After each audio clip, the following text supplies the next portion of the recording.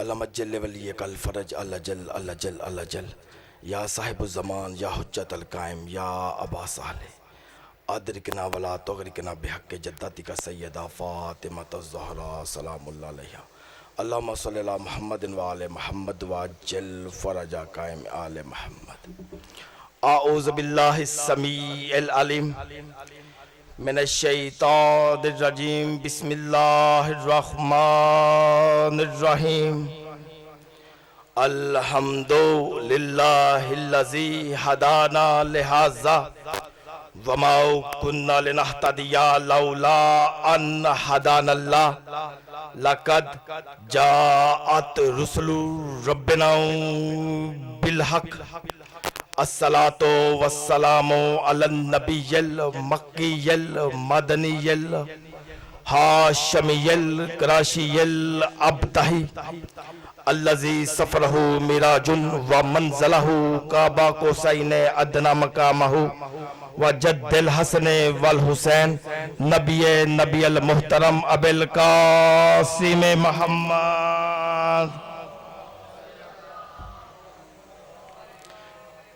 واہل بیتہ الطیبین الطاہرین المعصومین المنتخبین المظلومین الشرفاء الذی اذہب عنہم رجس اہل البیت ویطہرکم تطہیرا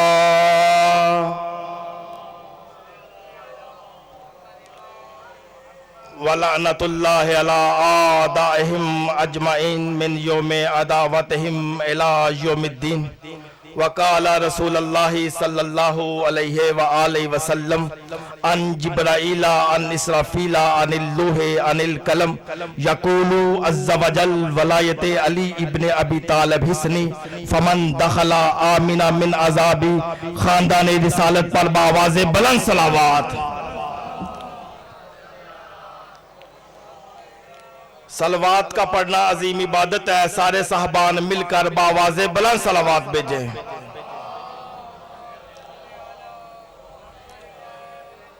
سامعین محترم وقت کے دامن میں گنجائش بالکل نہیں ہے اور سیدوں کے فضائل اتنے ہیں کہ آدم کی پہلی سانس سے لے کر زنجیر قیامت کا وقت بھی مل جائے سیدوں کی نالین سے اٹھنے والی گرد کی فضیلت پڑھنے کے لیے بھی کم ہے بغیر کسی تمہید کے اپنی گفتگو کا آغاز کرنا چاہتا ہوں معصوم سے پوچھا مولا دین کیا ہے ما دینو مولا دین کیا ہے امام نے فرمایا امام صادق علیہ السلام نے فرمایا دین 5 خصلتوں کا نام ہے کہنے لگا مولا کون کون سی امام نے فرمایا اقیم الصلاۃ نماز قائم کرو وآتوا الزکوٰۃ اور زکوٰۃ دو اور حج کرو اور رمضان کے روزے رکھو اور ولایت علی ابن ابی طالب کہنے لگا مولا ان میں سب سے قیمتی کیا ہے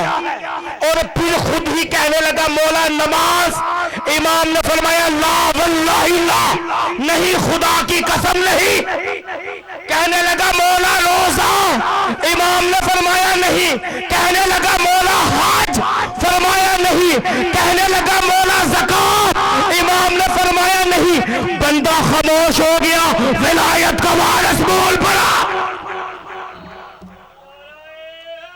سارے مل کر ولایت کا وارث بول پڑا امام نے فرمایا سب سے قیمتی چیز ہے ولایت علی بن ابی طالب کہنے لگا واہ مولا نماز اللہ کی ہلکی ہو گئی روزہ اللہ کا ہلکا ہو گیا حج اللہ کی ہلکی ہوگی زکوٰۃ اللہ کی ہلکی ہوگی اور تیرے دادا علی کی ولایت سب پہ باری ہوگی امام نے فرمایا اللہ تمہارا منہ توڑے نماز سفر میں قصر ہو جاتی ہے روزہ مریض نہ رکھے اور حج پہ غریب نہ جائے اور زکوٰۃ مسکین نہ دے میرے دادا علی کی ولایت امیر پہ بھی واجب غریب پہ بھی واجب مسافر پہ بھی واجب سارے مل کے آپ سے خدا کی قسم سیدوں کی نگری ہے اور آپ سے اچھا یا علی تو ارشد ندیم نے کہا تھا کیونکہ ارشد ندیم بھی جانتا تھا میں یہ جو یا علی مدد کہہ رہا ہوں یہ جو نیزہ زمین پہ نہیں لگے گا حرامی کے جگر پر لگے گا. سارے مل کے یا رسول اللہ، سارے مل کے حیدری. توجہ ہے. اور خدا کی قسم مختصر کر رہا ہوں، خدا کی قسم رسول نے اپنی 23 سالہ زندگی میں نماز کے لیے مجمع جمع نہیں کیا، روزے کے لیے مجمع جمع نہیں کیا، حج کے لیے مجمع جمع نہیں کیا، زکوٰۃ کے لیے مجمع جمع نہیں کیا. پیغمبر اپنی زندگی کی پہلی اور آخری حج کر کے واپس آ رہا تھا اور مقام غدیر پر پہنچا. جبرائیل کے انہمناک پاروں کا سایہ نمودار ہوا محمد مصطفیٰ کی، احمد مجتبیٰ کی، طٰہٰ کی، یاسین کی، سراج کی، مزمل کی، نذیر کی، دانہ سخن کی، مولا کل کی، اول کی، عدد اول کی، حسن اول کی، خلق اول کی. کلائی کو یہ کہہ کر مولا یا ایھا رسول بلغ ما انزل علیک من ربک وان لم تفعل فما بلغت رسالتہ. حیدری اے میرا رسول پہنچا اس پیغام کو جو تیرے رب کی طرف سے تجھ پر آ پہنچا ہے. اگر تو نے یہ کام نہ کیا، تو نے رسالت کا کوئی بھی کام نہ کیا، خدا کی قسم اللہ یہ مسلمانوں کو بتانا چاہ رہا تھا کہ تو نے اگر رسالت کا یہ کام نہ کیا، اور وہ کام کون سا تھا؟ ولایت علی. اللہ مسلمانوں کو سمجھانا چاہ رہا تھا کہ نماز، روزہ، حج، زکوٰۃ، بدر، احد، خندق، خیبر، تیرے پتھر خانے، تیرا زخمی ہونا، تیرے دندان شہید کروانا کب قبول ہوں گے؟ جب تو علی کی ولایت کو پہنچا. پیغمبر نے سب صحابہ کو جمع کیا، مختصر کر رہا ہوں. اور جب سب صحابہ جمع ہو گئے پیغمبر نے فرمایا ہم اعلان کرنا چاہتے ہیں. توجہ چاہتا ہوں.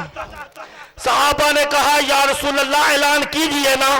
فرمایا ہمیں ایک ممبر کی ضرورت ہے. آخری جملہ ہے.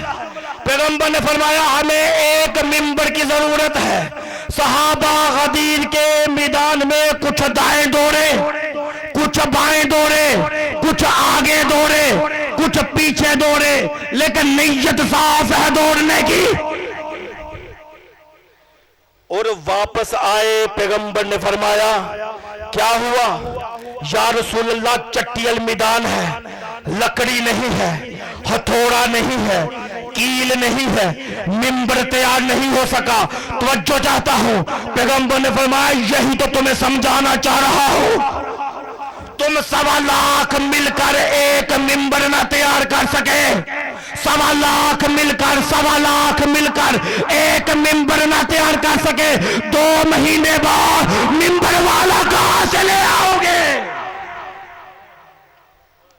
اور پیغمبر نے پلانوں کا ممبر بنا کر اپنے بھائی کو اپنے برابر کھڑا کیا اور اعلان فرمایا من کنت مولا فہذا علی مولا.